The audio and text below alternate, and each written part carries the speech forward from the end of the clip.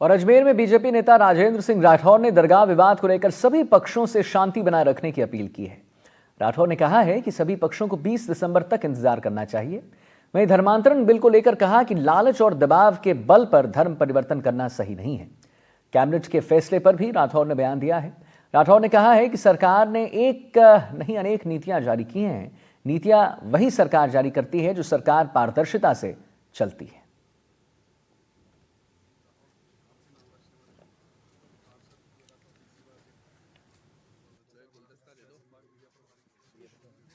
राजस्थान की सरकार ने कल prohibition of unlawful conversion of religion bill जो लेकर आए हैं वो ऐतिहासिक बिल है।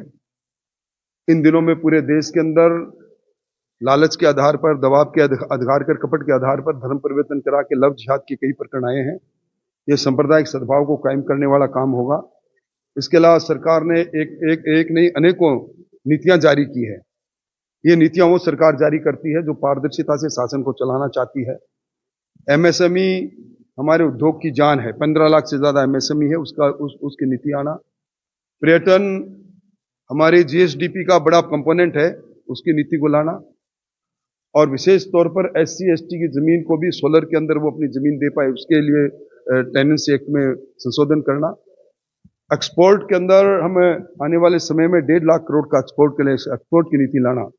मैं समझता हूं कि मैं कई सरकारों का साक्षी रहा हूं।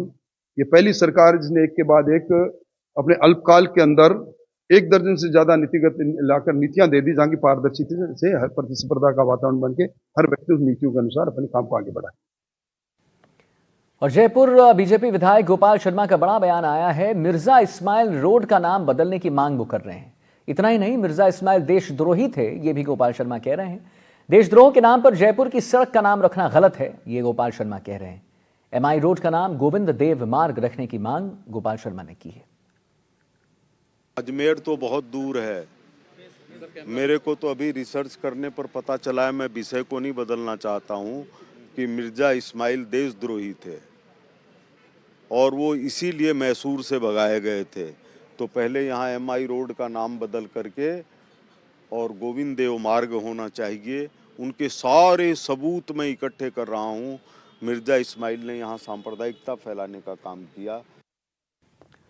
और केंद्रीय संस्कृति एवं पर्यटन मंत्री गजेंद्र सिंह शेखावत ने राजस्थान सरकार के धर्मांतरण कानून का स्वागत किया है। जोधपुर दौरे के दौरान शेखावत ने कहा है कि जबरन किसी का भी धर्मांतरण नहीं होना चाहिए। शेखावत ने कहा है कि लालच देकर धर्मांतरण के खिलाफ राजस्थान सरकार कानून ला रही है। वहीं विपक्ष के ईवीएम में गड़बड़ी के आरोप पर पलटवार करते हुए कहा है कि झारखंड चुनाव में जीत को लेकर विपक्ष सफाई दे। उधर प्रयागराज में जनवरी फरवरी महीने में आयोजित महाकुंभ पर शेखावत ने कहा है कि महाकुंभ को लेकर यूपी सरकार से कई बार विचार विमर्श हुआ है। महाकुंभ में दुनिया के अलग अलग कोनों से आने वाले सैलानियों को पूरे देश का दर्शन एक जगह पर कराने को लेकर योजना बनाई गई है।